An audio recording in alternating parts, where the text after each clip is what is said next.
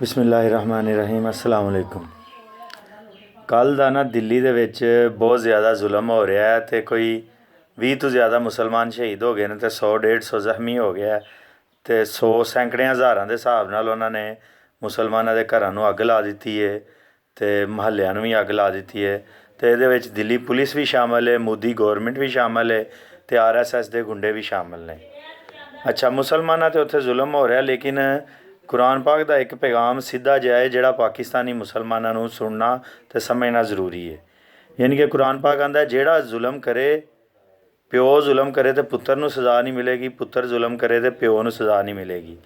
ਯਾਨੀ ਕਿ ਇੰਡੀਆ ਦੇ ਵਿੱਚ ਜੇ RSS ਦੇ ਗੁੰਡੇ, ਜੇ BJP ਦੇ ਗੁੰਡੇ ਜਾਂ ਇੰਡੀਅਨ ਗੌਰਮੈਂਟ ਜਾਂ ਇੰਡੀਅਨ ਪੁਲਿਸ ਮੁਸਲਮਾਨਾਂ 'ਤੇ ਜ਼ੁਲਮ ਕਰ ਰਹੀ ਹੈ, ਇਹਦਾ ਇਹ ਮਤਲਬ ਨਹੀਂ ਕਿ ਅਸੀਂ ਪਾਕਿਸਤਾਨ ਦੇ ਵਿੱਚ ਜਿਹੜੇ ਹਿੰਦੂ ਨੇ ਜਾਂ ਸਿੱਖ ਨੇ ਜਾਂ ਉਹਨਾਂ ਦੀਆਂ ਮੁਕੱਦਸ ਜਿਹੜੀਆਂ ਜਗ੍ਹਾ ਨੇ ਉਹਨਾਂ ਨੂੰ ਨੁਕਸਾਨ ਪਹੁੰਚਾਈਏ, ਕਿਉਂਕਿ ਕੁਰਾਨ ਦੀ ਇਹ ਤਲੀਮ ਨਹੀਂ ਹੈ। ਕੁਰਾਨ ਆਂਦਾ ਜਿਹੜਾ ਜ਼ੁਲਮ ਕਰੇਗਾ ਸਿਰਫ ਉਹਨੂੰ ਹੀ ਸਜ਼ਾ ਮਿਲੇਗੀ। ਹੁਣ ਉਹਨਾਂ ਨੇ ਬਾਬਰੀ ਮਸਜਿਦ ਢਾਈ, ਹੁਣ ਕੱਲ੍ਹ ਉਹਨਾਂ ਨੇ ਦਿੱਲੀ ਦੇ ਵਿੱਚ ਇੱਕ ਹੋਰ ਮਸਜਿਦ ਨੂੰ ਅੱਗ ਲਾ ਦਿੱਤੀ ਹੈ। ਪਰ ਅਸੀਂ ਮੁਸਲਮਾਨਾਂ ਦੀ ਇਹ ਜ਼ਿੰਮੇਵਾਰੀ ਹੈ ਕਿ ਪਾਕਿਸਤਾਨ ਦੇ ਵਿੱਚ ਕੋਈ ਵੀ ਗੁਰਦੁਆਰਾ, ਕੋਈ ਵੀ ਮੰਦਰ ਜਿਹੜਾ ਹੈ ਉਹਨੂੰ ਅਸੀਂ ਅੱਗ ਨਾ ਲਾਈਏ, ਬਲਕਿ ਉਹਨੂੰ ਪ੍ਰੋਟੈਕਟ ਕਰੀਏ। ਅਤੇ ਜਿਹੜਾ ਮੌਲਵੀ ਜਾਂ ਜਿਹੜਾ ਬੰਦਾ ਵੀ ਕਹਿ ਰਿਹਾ ਕਿ ਪਾਕਿਸਤਾਨ ਦੇ ਵਿੱਚ ਹਿੰਦੂਆਂ ਨੂੰ ਮਾਰਿਆ ਜਾਏ ਜਾਂ ਸਿੱਖਾਂ ਨੂੰ ਕੁਛ ਕਿਹਾ ਜਾਏ ਜਾਂ ਇਹਨਾਂ ਦੀਆਂ ਮੁਕੱਦਸ ਜਗ੍ਹਾ ਨੂੰ ਅੱਗ ਲਾਈ ਜਾਏ, ਹਾਲੇ ਤਾਂ ਕਿਸੇ ਨੇ ਕੋਈ ਵੱਡੇ ਬੰਦੇ ਨੇ ਨਹੀਂ ਕਿਹਾ, ਲੇਕਿਨ ਛੋਟੇ ਛੋਟੇ ਬੰਦੇ ਕਹਿ ਰਹੇ ਨੇ ਕਿ ਅਸੀਂ ਕਰਤਾਰਪੁਰ ਖੋਲ੍ਹਣ ਡੇ ਹਾਂ, ਅਸੀਂ ਜਿਹੜਾ ਮੰਦਰ ਨਵੇਂ ਕਰ ਰਹੇ ਹਾਂ ਅਤੇ ਉਹ ਸਾਡੀਆਂ ਮਸਜਿਦਾਂ ਢਾਹ ਰਹੇ ਨੇ। ਗੱਲ ਇਹ ਹੈ ਕਿ ਅਸੀਂ ਉਹ ਕਰ ਰਹੇ ਹਾਂ ਜੋ ਸਾਨੂੰ ਅੱਲਾਹ ਅਤੇ ਅੱਲਾਹ ਦੇ ਰਸੂਲ ਦਾ ਹੁਕਮ ਹੈ, ਕਿ ਜਿਹੜੇ ਅਕਲੀਤਾਂ ਨੇ, ਨਬੀ ਸੱਲੱਲਾਹੁ ਅਲੈਹਿ ਵਸੱਲਮ ਨੇ ਫਰਮਾਇਆ, ਜਿਹਨੇ ਕਿਸੇ ਅਕਲੀਅਤ ਨੂੰ ਡਰਾਇਆ ਜਾਂ ਉਹਨੂੰ ਨੁਕਸਾਨ ਪਹੁੰਚਾਇਆ ਜਾਂ ਉਹਨੂੰ ਕਤਲ ਕੀਤਾ, ਕਿਆਮਤ ਵਾਲੇ ਦਿਨ ਉਸ ਮੁਸਲਮਾਨ ਦੇ ਖਿਲਾਫ ਨਬੀ ਸੱਲੱਲਾਹੁ ਅਲੈਹਿ ਵਸੱਲਮ ਅੱਲਾਹ ਦੇ ਬਾਰਗਾਹ ਦੇ ਵਿੱਚ ਮੁਕੱਦਮਾ ਲੈ ਕੇ ਜਾਣਗੇ ਕਿ ਇਹਨੇ ਜ਼ੁਲਮ ਕੀਤਾ। ਲਿਹਾਜ਼ਾ ਪਾਕਿਸਤਾਨ ਦੇ ਵਿੱਚ ਕੋਈ ਵੀ ਹਿੰਦੂ ਇਨਸਿਕਿਉਰ ਫੀਲ ਨਾ ਕਰੇ, ਨਾ ਉਹਨੂੰ ਕੋਈ ਮੁਸਲਮਾਨ ਉਹਨੂੰ ਇਨਸਿਕਿਉਰ ਫੀਲ ਕਰਾਏ। ਅਤੇ ਜਿਹੜਾ ਮੌਲਵੀ ਜਾਂ ਜਿਹੜਾ ਵੀ ਕੋਈ ਬੰਦਾ, ਕੋਈ ਵੀ ਗੁੱਸੇ ਵਾਲਾ ਬੰਦਾ ਆਖੇ ਕਿ ਭਾਈ ਅਸੀਂ ਹਿੰਦੂਆਂ ਨੂੰ ਨੁਕਸਾਨ ਪਹੁੰਚਾਉਣਾ ਅਤੇ ਅਸੀਂ ਉਹਦੇ ਖਿਲਾਫ ਖਲੋਵਾਂਗੇ। ਅਤੇ ਇਹ ਮੁਸਲਮਾਨਾਂ ਦੇ ਖਿਲਾਫ ਜਿਹੜਾ ਜ਼ੁਲਮ ਹੋ ਰਿਹਾ ਹੈ ਇੰਡੀਆ ਦੇ ਵਿੱਚ, ਇਹਦਾ ਹੱਲ ਕੀ ਹੈ? ਇਹਦਾ ਹੱਲ ਉਹ ਕਈ ਮੈਂ ਬੰਦਿਆਂ ਦੇ ਕਮੈਂਟ ਪੜ੍ਹ ਰਿਹਾ, ਆਉਂਦੇ ਨੇ ਐਟਮ ਬੰਬ ਕਾਹਦੇ ਵਾਸਤੇ ਬਣਾਇਆ, ਮਜ਼ਾਇਲ ਮਾਰੋ। ਗੱਲ ਇਹ ਐਟਮ ਬੰਬ ਇਸ ਵਾਸਤੇ ਨਹੀਂ ਬਣਾਇਆ ਕਿ ਬੇਕਸੂਰ ਬੰਦਿਆਂ ਨੂੰ ਮਾਰੀਏ। ਜੰਗ ਐਟਮੀ ਹੋਈ ਨਾ, ਉਹ ਅਸੀਂ ਨਹੀਂ ਕਰਨੀ, ਉਹ ਇੰਡੀਆ ਹੀ ਸ਼ੁਰੂ ਕਰੇਗਾ। ਅਤੇ ਜਦੋਂ ਇੰਡੀਆ ਸ਼ੁਰੂ ਕਰੇਗਾ ਉਦੋਂ ਵੇਖੀ ਜਾਏਗੀ, ਉਦੋਂ ਜੋ ਉਹ ਇਸਤੇਮਾਲ ਕਰਨਗੇ ਉਹੀ ਅਸੀਂ ਇਸਤੇਮਾਲ ਕਰਾਂਗੇ। ਪਰ ਉਸ ਤੋਂ ਪਹਿਲਾਂ ਸਾਡੀ ਜ਼ਿੰਮੇਵਾਰੀ ਇਸ ਟਾਈਮ ਦਿੱਲੀ ਦੇ ਵਿੱਚ ਜਿਹੜਾ ਜ਼ੁਲਮ ਹੋ ਰਿਹਾ ਮੁਸਲਮਾਨਾਂ ਦੇ ਉੱਤੇ, ਪਾਕਿਸਤਾਨ ਗੌਰਮੈਂਟ ਦੀ ਜ਼ਿੰਮੇਵਾਰੀ ਇਹ ਵੇ ਕਿ ਪੂਰੀ ਦੁਨੀਆ ਦੇ ਵਿੱਚ ਇਹਨੂੰ ਸਾਰੀਆਂ ਐਮਬੈਸੀਆਂ ਨੂੰ, ਸਾਡੀਆਂ ਨੂੰ ਫਰਜ਼ ਹੈ, ਜਾਂ ਇਮਰਾਨ ਖਾਨ ਨੂੰ, ਸਾਡੇ ਫਾਰਨ ਮਿਨਿਸਟਰ ਨੂੰ ਜਾਣਾ ਚਾਹੀਦਾ, ਹਰ ਬੰਦੇ ਨੂੰ, ਪੂਰੀ ਦੁਨੀਆ ਨੂੰ ਜਾ ਕੇ ਦੱਸਣਾ ਚਾਹੀਦਾ ਵੇਖੋ ਕੀ ਜ਼ੁਲਮ ਕਰ ਰਿਹਾ। ਔਰ ਸਭ ਤੋਂ ਜ਼ਿਆਦਾ ਤੁਰਕੀ ਅਤੇ ਮਲੇਸ਼ੀਆ ਅਤੇ ਅੱਗੇ ਹੀ ਪਾਕਿਸਤਾਨ ਦੇ ਨਾਲ ਨੇ।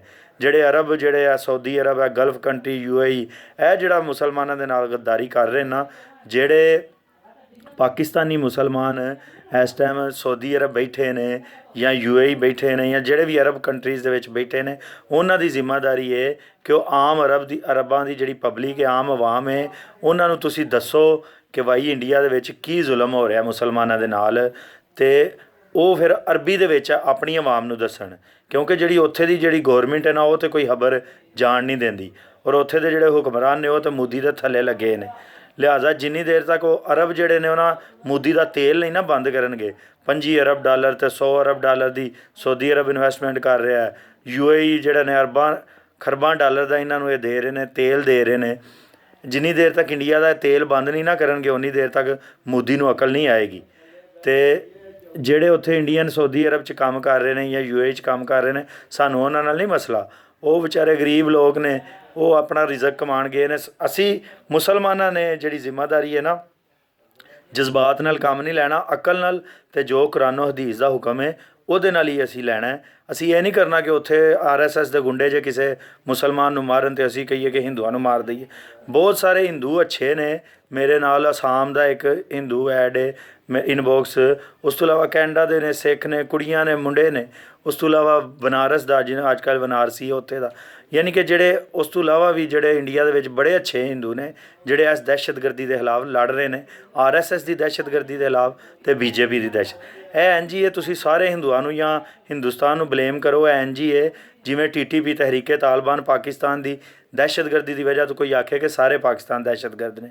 ਜਿੰਝ ਸਾਨੂੰ ਦੁੱਖ ਹੁੰਦਾ ਹੈ ਨਾ ਜਦੋਂ ਸਾਨੂੰ ਸਾਰੇ ਲੋਕ ਆਉਂਦੇ ਨੇ ਕੁਛ ਦਹਿਸ਼ਤਗਰਦਾਂ ਦੀ ਵਜ੍ਹਾ ਤੋਂ ਸਾਨੂੰ ਪੂਰੇ ਪਾਕਿਸਤਾਨੀਆਂ ਨੂੰ ਦਹਿਸ਼ਤਗਰਦ ਆਉਂਦੇ ਨੇ, ਇੰਝ ਜਿਹੜਾ ਆਮ ਇੰਡੀਆ ਨੇ ਉਹ ਦਹਿਸ਼ਤਗਰਦ ਨਹੀਂ, ਉਹ ਪੜ੍ਹਿਆ ਲਿਖਿਆ, ਉਹ ਅਮਨ ਚਾਹੁੰਦਾ ਹੈ। ਲੇਕਿਨ ਇਹ ਚੰਦ ਜਿਹੜੇ ਦਹਿਸ਼ਤਗਰਦ ਮੋਦੀ ਦੇ ਨਾਲ ਰਲ ਕੇ ਤੇ ਕੈਪੀਟਲਿਸਟ ਮਾਫੀਆ ਮੋਦੀ ਦੇ ਪਿੱਛੇ ਵੇ, ਉਹਦੀ ਵਜ੍ਹਾ ਤੋਂ ਜਦੋਂ ਅਸੀਂ ਸਾਰੇ ਹਿੰਦੁਸਤਾਨ ਨੂੰ ਬੁਰਾ ਕਹਿੰਦੇ ਹਾਂ ਜਾਂ ਸਾਰੇ ਹਿੰਦੂਆਂ ਨੂੰ ਬੁਰਾ ਕਹਿੰਦੇ ਹਾਂ ਤੇ ਉਹਨਾਂ ਨੂੰ ਵੀ ਦੁੱਖ ਹੁੰਦਾ ਹੈ।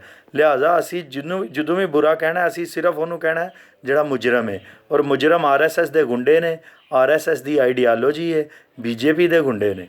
ਆਮ ਹਿੰਦੂ ਨਾਲ ਸਾਡੀ ਕੋਈ ਦੁਸ਼ਮਣੀ ਨਹੀਂ। ਜਿਹੜੇ ਦਲਿਤ ਨੇ ਉਹ ਸਾਡੇ ਭਰਾ ਨੇ, ਕਿਉਂਕਿ 50 ਕਰੋੜ ਦਲਿਤ ਨੇ ਜਿਨ੍ਹਾਂ ਨੂੰ ਇਹ ਜਾਨਵਰਾਂ ਤੋਂ ਵੀ ਬੁਰਾ ਇਹਨਾਂ ਨੇ ਰੱਖੇ ਹੈ। ਉਸ ਤੋਂ ਇਲਾਵਾ ਸਿੱਖ ਨੇ ਜਿਨ੍ਹਾਂ ਨਾਲ ਇਹ ਜ਼ੁਲਮ ਜਿਹੜਾ ਸਿੱਖ ਅਕਲ ਦੀ ਗੱਲ ਕਰਦਾ ਉਹਨੂੰ ਇਹ ਖਾਲਿਸਤਾਨੀ ਗੱਦਾਰ ਕਹਿ ਛੱਡਦੇ ਨੇ। ਯਾਨੀ ਕਿ ਸਿੱਖ ਔਰ ਕੁਛ ਸਿੱਖ ਉਹ ਨੇ ਜਿਹੜੇ ਲੰਡੇ ਦੇ ਸਿੱਖ ਨੇ, ਨਕਲੀ ਸਿੱਖ ਜਿਹੜੇ RSS ਦੇ ਬਣ ਕੇ ਨਾ ਏਜੰਟ, ਤੇ ਉਹਨਾਂ ਨਾਲ ਰਲ ਕੇ ਤੇ ਸਿੱਖਾਂ ਦੇ ਮੁਸਲਮਾਨਾਂ ਦੇ ਵਿੱਚ ਨਫ਼ਰਤ ਫੈਲਾਉਣ ਦੀ ਕੋਸ਼ਿਸ਼ ਕਰ ਰਹੇ ਨੇ। ਲਿਹਾਜ਼ਾ ਸਿੱਖ, ਮੁਸਲਮਾਨ, ਦਲਿਤ ਤੇ ਸਿਆਣੇ ਹਿੰਦੂ ਜਿੰਨੇ ਵੀ ਅੱਛੇ ਹਿੰਦੂ ਨੇ ਉਹ ਸਾਰੇ ਰਲ ਕੇ ਇਹ ਮੋਦੀ ਦਾ ਜਿਹੜਾ ਕੈਂਸਰ, ਇੰਡੀਆ ਨੂੰ ਕੈਂਸਰ ਲੱਗ ਗਏ ਹੈ।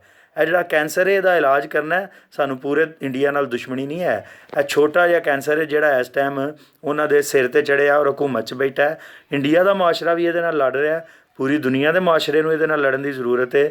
ਸਾਨੂੰ ਸਾਡਾ ਫਰਜ਼ ਇਹ ਹੈ ਪਾਕਿਸਤਾਨੀਆਂ ਦਾ ਕਿ ਅਸੀਂ ਪਾਕਿਸਤਾਨੀ ਹਿੰਦੂਆਂ ਨੂੰ ਕੁਛ ਨਾ ਕਹੀਏ, ਸਿੱਖਾਂ ਨੂੰ ਕੁਛ ਨਾ ਕਹੀਏ, ਉਹਨਾਂ ਦੀਆਂ ਇਬਾਦਤਗਾਹਾਂ ਨੂੰ ਕੁਛ ਨਾ ਕਹੀਏ। ਅਸੀਂ ਦੁਨੀਆ ਨੂੰ ਇਹ ਦਸੀਏ ਕਿ ਇਹ ਜਿਹੜਾ ਕੈਂਸਰ ਹੈ ਇਹ ਦੁਨੀਆ ਦੇ ਇਹ ਦੂਜਾ ਨਾਜ਼ੀ ਹੈ, ਇਹ ਦੂਜਾ ਹਿਟਲਰ ਹੈ।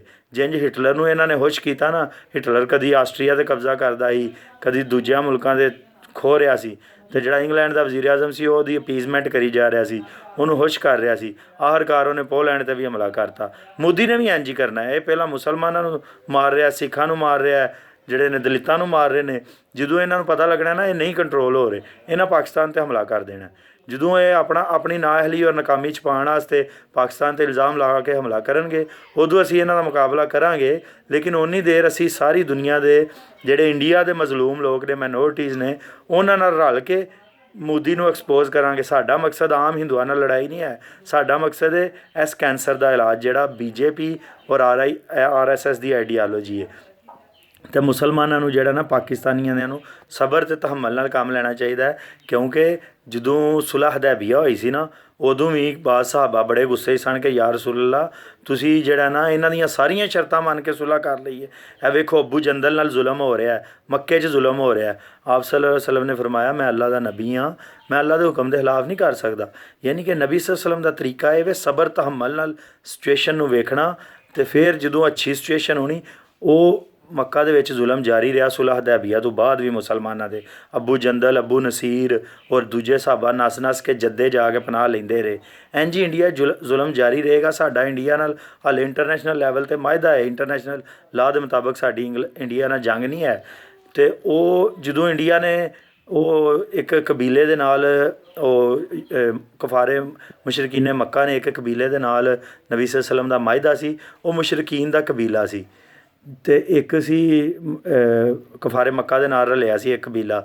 ਉਹਨਾਂ ਰਲ ਕੇ ਮੱਕੇ ਦੇ ਵਿੱਚ ਜਦੋਂ ਉਹਨਾਂ ਨੇ ਮਾਰਿਆ ਨਾ ਮੁਸਲਮਾਨਾਂ ਨੂੰ, ਅਤੇ ਮਾਹਿਦਾ ਨਬੀ ਸੱਲੱਲਾਹੁ ਅਲੈਹਿ ਵਸੱਲਮ ਦੇ ਨਾਲ ਤਰੋੜ ਛੜਿਆ। ਉਦੋਂ ਆਪ ਸੱਲੱਲਾਹੁ ਅਲੈਹਿ ਵਸੱਲਮ ਨੇ ਜਿਹੜਾ ਨਾ ਫਤਹ ਮੱਕਾ ਦਾ ਯਾਨੀ ਕਿ ਜੰਗ ਦਾ ਐਲਾਨ ਕੀਤਾ ਕਿ ਇਹਨਾਂ ਨੇ ਹੁਣ ਸਾਡੇ ਨਾਲ ਐਗਰੀਮੈਂਟ ਤਰੋੜ ਛੜਿਆ। ਅਤੇ ਜਦੋਂ ਇੰਡੀਆ ਐਗਰੀਮੈਂਟ ਤਰੋੜੇਗਾ ਔਰ ਇੱਕ ਹੱਦ ਤੋਂ ਜ਼ਿਆਦਾ ਜ਼ੁਲਮ 'ਤੇ ਉੱਤਰ ਆਏਗਾ ਅਤੇ ਫਿਰ ਤਾਂ ਜੰਗ ਹੋਏਗੀ। ਉਸ ਤੋਂ ਪਹਿਲਾਂ ਜਿਹੜਾ ਨਾ ਸਾਡੀ ਜ਼ਿੰਮੇਵਾਰੀ ਇਹ ਹੈ ਕਿ ਅਸੀਂ ਨਾ ਜੰਗ ਦੀ ਗੱਲ ਕਰੀਏ, ਔਰ ਇਹਦੇ 'ਚ ਕੋਈ ਡਰਨ ਵਾਲੀ ਗੱਲ ਨਹੀਂ। ਨਾ ਅਸੀਂ ਇੰਡੀਆ ਕੋਲੋਂ ਡਰਨੇ ਹਾਂ ਔਰ ਨਾ ਡਰਨਾ ਚਾਹੀਦਾ। ਅਸੀਂ ਉਹ ਹੀ ਕਰ ਰਹੇ ਹਾਂ ਜੋ ਸਾਡੇ ਨਬੀ ਸੱਲੱਲਾਹੁ ਅਲੈਹਿ ਵਸੱਲਮ ਦਾ ਤਰੀਕਾ ਹੈ, ਜੋ ਕੁਰਾਨ ਦਾ ਹੁਕਮ ਹੈ। ਲਿਹਾਜ਼ਾ ਜਜ਼ਬਾਤ ਨਾਲ ਨਹੀਂ, ਹੋਸ਼ ਨਾਲ ਅਤੇ ਅਕਲ ਨਾਲ ਮੁਸਲਮਾਨਾਂ ਨੂੰ, ਪਾਕਿਸਤਾਨੀਆਂ ਨੂੰ ਖਾਸ ਤੌਰ 'ਤੇ ਕੰਮ ਲੈਣਾ ਚਾਹੀਦਾ ਹੈ। ਔਰ ਪਾਕਿਸਤਾਨ ਦੀ ਗੌਰਮੈਂਟ ਨੂੰ ਔਰ ਆਵਾਮ ਨੂੰ ਤਹੱਮਲ ਅਤੇ ਸਬਰ ਦੇ ਨਾਲ ਇੰਡੀਆ ਜਿਹੜਾ RSS ਦੀ ਗੰਦੀ ਆਈਡੀਆਲੋਜੀ ਹੈ ਇਹਨੂੰ ਐਕਸਪੋਜ਼ ਕਰਨਾ ਚਾਹੀਦਾ ਹੈ। ਅਤੇ ਅੱਜ ਸਿਰਫ ਮੇਰਾ ਇੰਨਾ ਹੀ ਪੈਗਾਮ ਸੀ। ਅਸਲਾਮ ਵਾਲੇਕੁਮ।